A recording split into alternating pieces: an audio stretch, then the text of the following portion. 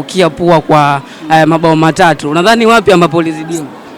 Hakuna sehemu iliyozidiwa. Kama kama umeangalia mchezo vizuri, utaona timu yangu wanacheza, lakini wakija wao wanapata goli. Kwa hiyo ujanja tu wa kibwana ndio umeweza kumpa matokeo leo. Kuna michezo kaifanya.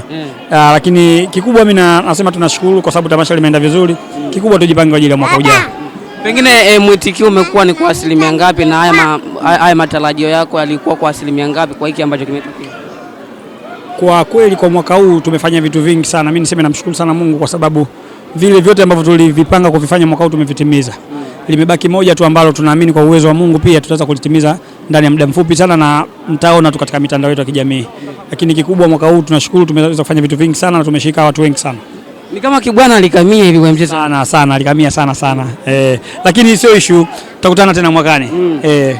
Mechi kadhaa tumekuwa tunamuona President Engineer Said akiwa pia sehemu ya wale ambao wanajumuika. Pengine kukosekana kwake pia imekuwa ni sababu ya wewe kupoteza. Hilo nalo tatizo kwa sababu umeangalia forward zangu hawajafanya kitu cha maana.